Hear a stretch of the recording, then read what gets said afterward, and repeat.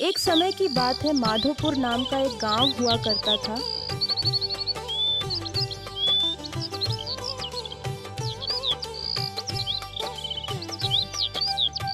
सूर्य की पहली किरण और आसमान में हल्की गुलाबी रंग दिखाई दे रही थी। खेतों के ऊपर हल्की धुंध तैर रही थी और कहीं कहीं घरों से चूल्हे का धुआं उठ रहा था। गांव के किनारे एक टूटी फूटी झोपड़ी खड़ी थी।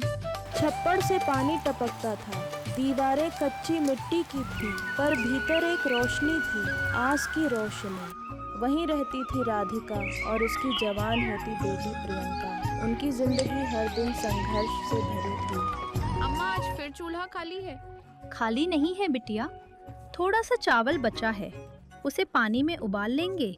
प्रियंका समझ गई कि यह बस पेट को धोखा देने जैसा है। उसकी आंखें भर आईं और उसने पूछा, अम्मा, हम इतने गरीब क्यों हैं? भगवान ने हमें ऐसा क्यों बनाया? भगवान किसी को यूं ही नहीं भेजता बेटी। शायद उसने हमें इसलिए भेजा है ताकि हम एक दिन दूसरों को मेहनत का मतलब समझा सकें। उस साल गांव में बारिश देर से आई थी और खेत सूखे पड़े थे, लेकिन राधिका अपने छोटे से खेत को उम्मीद से देखती थी। प्रियंका ने पूछा, अगर इस बार भी फसल नहीं हुई तो? राधिका ने मिट्टी उठाकर कहा, फिर भी बोएंगे। धरती माँ को छोड़ना नहीं चाहिए। लेकिन बीज कहाँ से आएंगे? तब राधिका को याद आया कि गांव की अमीर औरत रजनी बीज बेचती है। अगली सुबह दोनों माँ बेटी चौपाल पहुंची।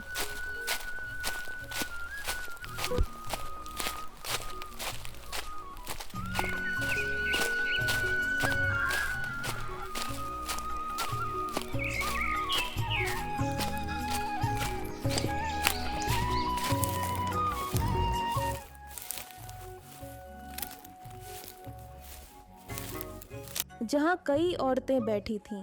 रजनी अच्छे कपड़े और सोने की चूड़ियाँ पहने बैठी थी। राधिका ने विनम्रता से कहा, रजनी बहन, हमें थोड़े बीज चाहिए। फसल के बाद पैसे लौटा दूंगी। रजनी हंस पड़ी। प्रियंका का चेहरा शर्म से लाल हो गया, लेकिन उसने हिम्मत करके कहा, हम गरीब हैं पर मेहनत करना जानते हैं। रजनी ने कुछ पल सोचा और बोली, ठीक है, बीज दे दूंगी, लेकिन जो भी उगेगा उसका आधा मेरा होगा। राधिका ने तुरंत हामी भर दी। रजनी उन्हें अपने घर ले गई और धान के बीज दे दिए। रात को मिट्टी के दिए की रोशनी में राधिका और प्रियंका बीज छांट रही थीं। प्रियंका बोली, अम्मा, ये बीज कितने चमक रहे हैं। हर बीज में एक रहस्य होता है जो मेहनत से खुलता है। अगली सुबह दोनों खेत पहुंची और धान बोना शुरू किया।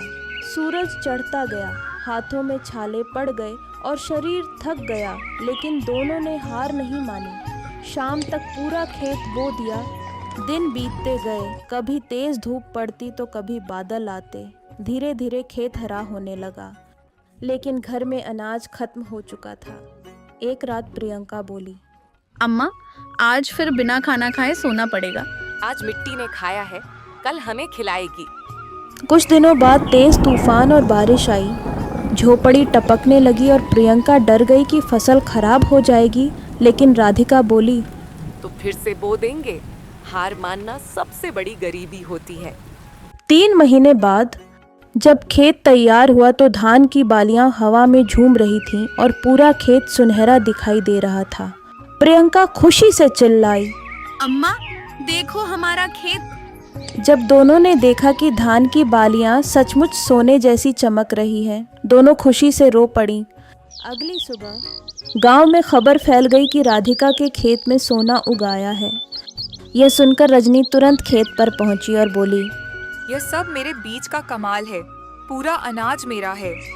राधिका ने विनती की, लेकिन रजनी ने नौकरों से सारा सोने जैसा धान अपने घर भिजवा दिया। उस रात राधिका और प्रियंका दुखी बैठी थीं और प्रियंका ने पूछा, अम्मा, भगवान ने हमें सोना दिया था, फिर ले क्यों लिया? शायद वह हमारी परीक्षा ले रहा है। उधर रजनी के घर जश्न था, लेकिन सुबह जब उसने बोरियां खोलीं तो सारा धान काला और सड़ा हुआ हो चुका था। वह घबरा गई और गुस्से में सड़ा धान राधिका के घर फेंकवा दिया। जैसे ही हवा लगी, धान फिर से सोने की तरह चमकने लगा। ये देखकर प्रियंका की आंखों से खुशी के आंसू बहने लगे और राधिका बोली, भगवान न्याय करता है, मेहनत का फल कभी सड़ता नहीं। कुछ दिनों बाद उन्होंने सोना बेच दिया और उनका घर नया बन गया। अब चूल्हा कभी खाली नहीं रहता था। एक दिन रजनी शर्मिंदा होकर उनके घर आई और माफ़ी मांगी। राधिका ने उसे एक थैली देते हुए कहा, ये आपका हिस्सा है। मैंने तुमसे सब छीन लिया था, फिर भी दूसरों का हक लौटाना भी पूजा है। रजनी की आंखें भर आईं। राधिका ने आसमान की ओर देखते हुए कहा, असल सोना खेत में नहीं होता बेटी, असली सोना मेहनत और सच्चाई में होता है। और आसमान में चमकते तारे जैसे उनकी जीत का जश्न मना रहे थे।